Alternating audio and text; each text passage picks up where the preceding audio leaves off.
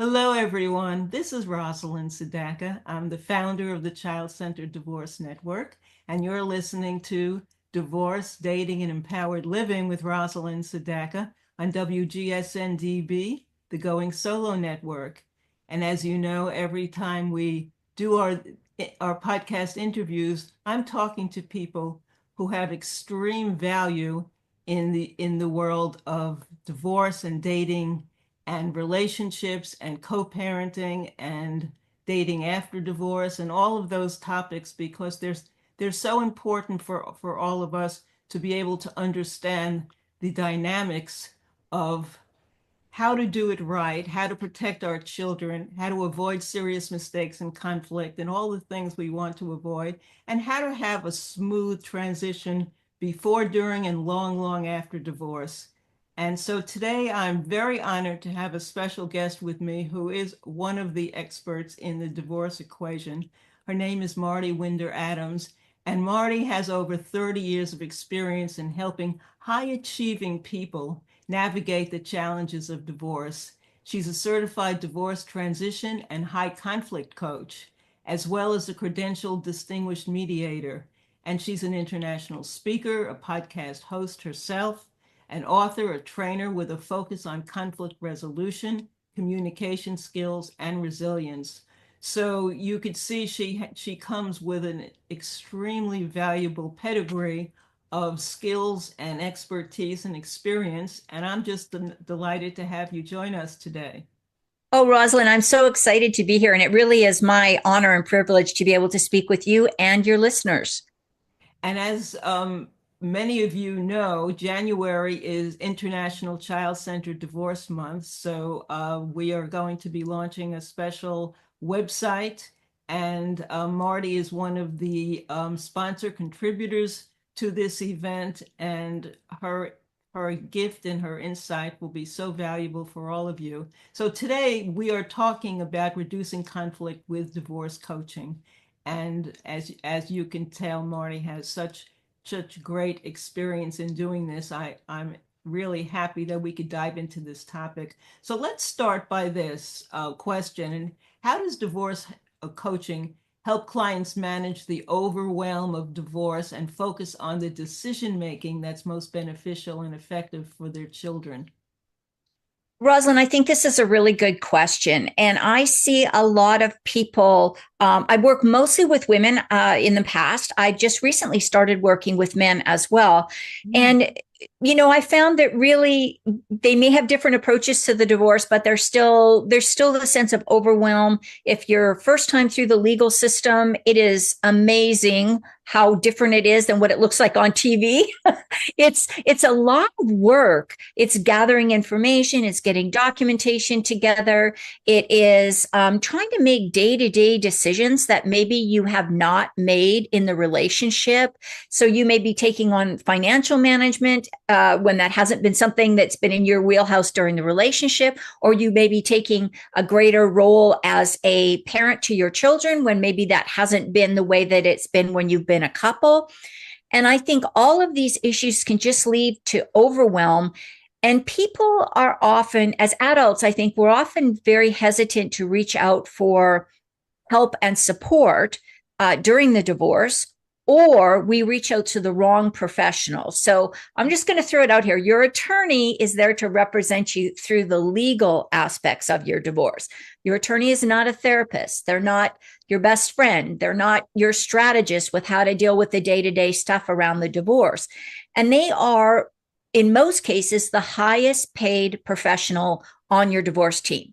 So working with somebody like a divorce coach who can say, okay, these are the issues you're facing. What information can you find maybe from reliable sources online to answer those questions?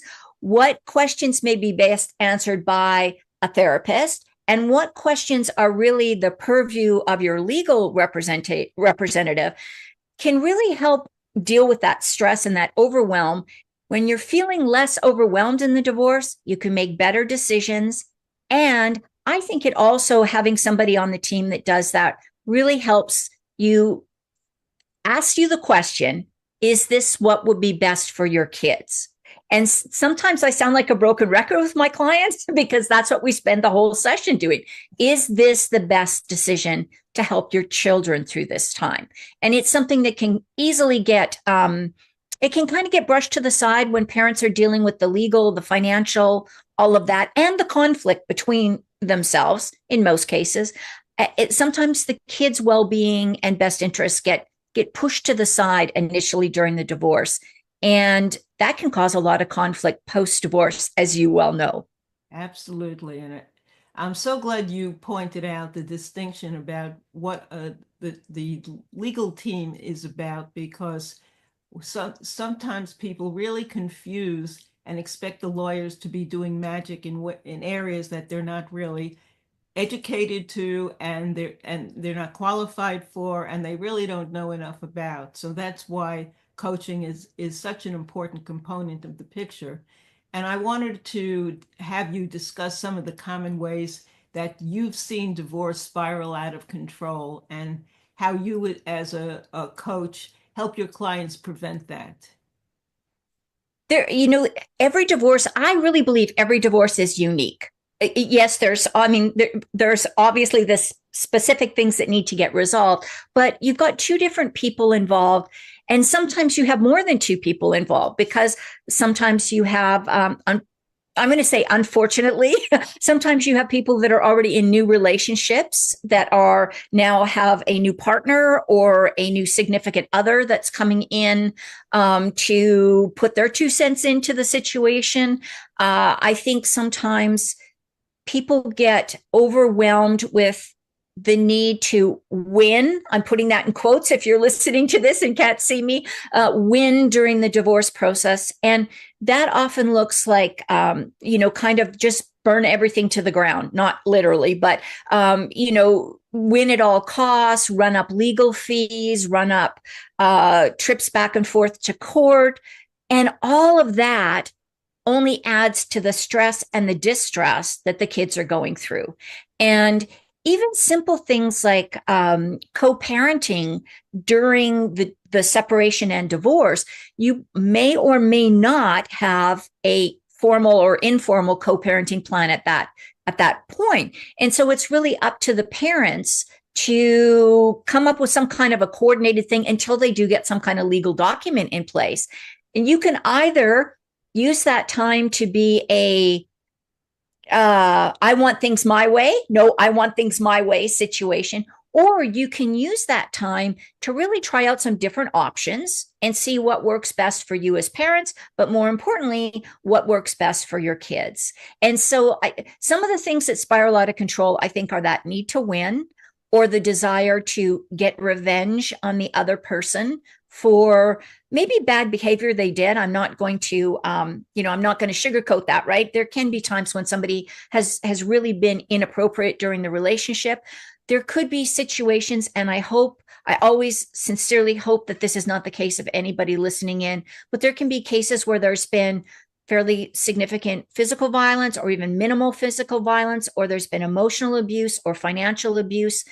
And in those situations, it's really important to have somebody who's going to be there to help you through this process, because it's easy for people who have been in those abusive situations to really have difficulty in navigating what can be a challenging legal system to even get recognized that they went through that kind of abuse. And so, there's all these things that can quickly spiral out of control. I think I gave a really long answer there. I'm sorry, Rosalind, but there's so many things I can think of that can spiral this out of control. You're right. Divorce is just a very highly stressful time, and we're really dependent on the tools and strategies that you can provide to help clients achieve some clarity, because navigating this is really difficult for anyone. And especially since most people, this is the first time you're going through the experience, and you really want to depend on someone who is there for you emotionally as well as just physically and legally. And that's where your services come in. So what tools and strategies are really helpful for people?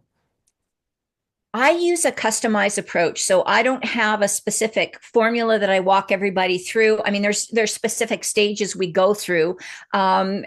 but I really think that one of the most important tools that people can have is to learn how to become responsive and not reactive. Mm. And that's pretty hard when you're going through something really emotional. I always tell people there's really only two things that are going to be problematic in your divorce: your kids and your money. That's it. There's only those two areas. But boy, they're central to our life. They're central to our well-being, and they're central to our ability to see ourselves in the future. So learning how to deal with those overwhelming emotions. I work with my clients quite a bit on decision making. I don't want anybody to feel rushed to make big life decisions. So we can role play scenarios. We can talk through options. I might say to my clients, hey, you need to talk to a certified divorce financial analyst before you make these decisions. So, referring out to the right professionals. And if I could just throw this in here, Rosalind, I know a lot of times when I say, well, I'm going to refer you out to another professional, or you need a divorce team, people start thinking, oh my gosh, team equals a whole lot more money out of my pocket. And that's not always true. A lot of professionals will do a consultation call that doesn't cost anything. A realtor that's experienced, a realtor that's certified in helping people going through divorce, they don't charge you anything. There's lots of professionals. Certified divorce mortgage lender can help you. If you're going to keep the house, can you even qualify to keep the house? Like, you need to have all that information. So getting the information, having the resources, being able to provide names of vetted professionals that I myself personally know and I would trust if I was in a divorce situation. I think those kind of things are helpful. But really the personal, better communication, conflict resolution techniques, preparation for how to negotiate in a mediation settlement, if that's where you're going with that. And also practicing good self-care, sleep, nutrition, exercise, and what are you doing for your own personal well-being, spirituality, if depending on which how you like to call that. But I think it's really important to have that holistic approach to not only what's going on in your divorce, but how are you doing in the divorce? Those are some of the things that I focus on with my clients. Oh, and they're so important. I'm glad you mentioned that, because you really are holistic in your approach. Um, our emotional health and mental health play a big part in how we can move ahead the most effective way and not get waylaid by the stress and the layers and layers of things that are on your to-do list at this time.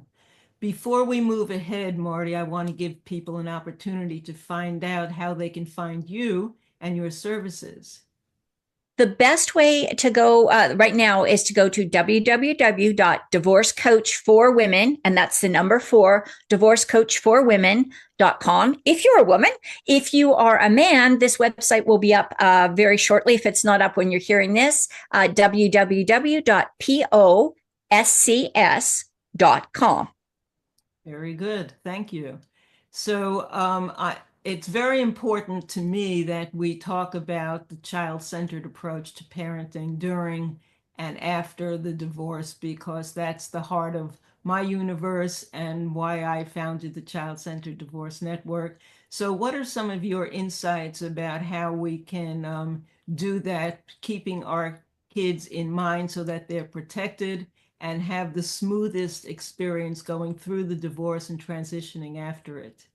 Well, Rosalind, I know you and I have had these conversations. You've been on my podcast. We've done different events together. And I think that one of the things that I really feel is so important is to recognize that you can control what you do and how you parent your child, but you can't control how the other parent chooses to parent, or what decisions they make in their home with their children. So I think focusing in on how you can be the best parent to your child. And that means I typically don't work with people after divorce. I work with them up to the point where they get divorced. And so I think as early as possible in the process, talking to your partner and saying, look, we may not get along and we're not going to agree on everything, but I'd like us to agree that we're going to work together to make this as smooth a process as we can for our children. and keeping those child-centered conversations separate from any of the financial asset, debt, liability, 401k, any of those discussions need to be separate from our children. And really exploring ways that you can be effective in your new role as a co-parent, and letting go of the fact that you are no longer a couple. You're no longer going to be intimately involved in each other's lives, but you're always going to be intimately involved in the lives of your children, is really, I think, a critical kind of mindset shift to try to make. And for me, if people can start doing that early in the divorce, it helps when when they're actually doing the formal co-parenting afterwards, because they've already set themselves up that they're going to focus on being the best co-parents they can be, regardless of what goes on with the other aspects of the divorce process. I really like that, and I think that's so important. And I think this is a good time to take a moment right now to remind everyone about International Child-Centered Divorce Month. So it's all through January, starting January 1st, and we've invited the most caring, family-oriented divorce professionals throughout the United States and also in other countries around the world to participate by providing free downloadable gifts, ebooks, e-courses, resources, video programs, complimentary coaching, a big variety of free gifts for everyone. And all you have to do is go to one website and enter your name and email address, and then you get to the free gifts page, and you could take as many as you want. You could visit as often as you want throughout the month and download as many gifts. And Marty has a wonderful gift as well in the during the month. So the address to go to is divorced with an ED, divorcedparentsupport.com. That's divorcedparentsupport.com. Very simple. Just enter your first name, your email address, and instantly you'll be on the free gift page, and you'll see what Marty is providing for you, as well as all of the other wonderful experts who are participating. And this is our 19th year of commemorating International Child-Centered Divorce Month, because January is the month when more divorce filings are initiated than any other month of the year. Everyone waits till after the holiday season, understandably. I did in my own divorce. So thank you for participating, Marty. Well, thank you. And I think I'd like to compliment you, Rosalind, for, I don't know if people hearing this may understand that you actually got this all started. You are the founder of International Child-Centered Divorce Month. So what an accomplishment and what a gift to everybody around the world going through a divorce. I love what you're doing, and I can't say enough about how valuable the resources are from all of the professionals that are on the page. Well, I totally agree with you, and thank you. So let me ask you this question before we have to jump off. And I wanted to talk about the transformation that you most commonly see in your clients from the beginning of coaching to the end. What is it that is taking place that keeps you going and know that you're making a meaningful difference in the lives of these clients? I think the biggest transformation that I see is people who are, as we talked about in the very first question, overwhelmed and confused and frustrated about what's happening in trying to move their life forward through separation and divorce, and not knowing where to turn, feeling like there's just cash going out of their bank account on a constant rate to try to get through this divorce. To have them all of a sudden turn around and say, my family is still going to be my family. I want my children to be cared for. I want to be happy and healthy and okay living on my own. And to really make that transition from sort of the stereotypical higher conflict, or at least a little bit of conflict in the divorce process, to people who are willing to consider options, to be collaborative, and to work together, not just to get their divorce settled, but also to continue on to a healthy co-parenting relationship after the divorce. So that's the transition or the shift that I see that to me is such so motivating to keep working. Yeah, and understandably, because in our line of work, we're dealing with highly emotional people and subjects, and it's definitely something where you need hand holding. Everyone does, and it's nice to have that, to know you're working with people you can trust and people who care, who really care, and that's what I'm finding in the Child Centered Divorce Network, which is 19 years that I've been doing this work. The colleagues that I've met have been so wonderful because every one of them cares, and that's why I have a directory on my website of people who I've personally vetted: attorneys, mediators, coaches, therapists, of financial advisors, people who really care about the situation and the outcome, who are family focused.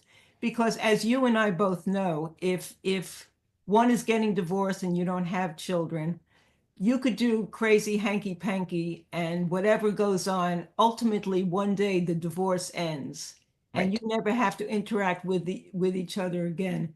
But when you have children, the whole situation is dramatically different because these are the baby steps you're taking today are going to be impacting your lives long term.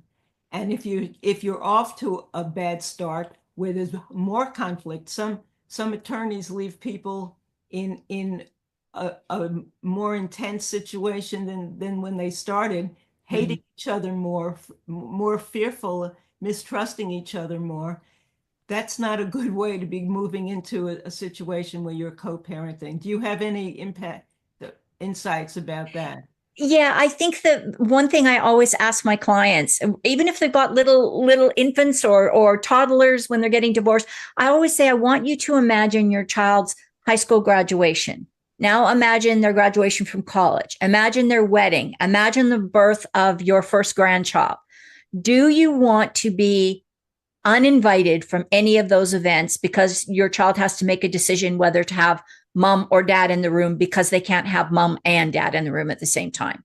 And I think if we keep that in mind, and like you said, I love that baby steps. It's not going to be a smooth path necessarily. There's going to be some, ups and downs and some bumps and some challenges along the way. But at least if you're both coming at it from, or at least one person is coming at it from the perspective of, I'm going to put my child first, I think a lot of that smooths out and people can have great co-parenting relationships. They can, do kids' birthdays and Christmases together. It doesn't have to be so divided. It may start out that way, but gradually, based on that foundation of trust and good co-parenting skills, you can slowly start to move towards that ability to share those kind of events and celebrate your child, which is what I think all parents ultimately want to be able to do.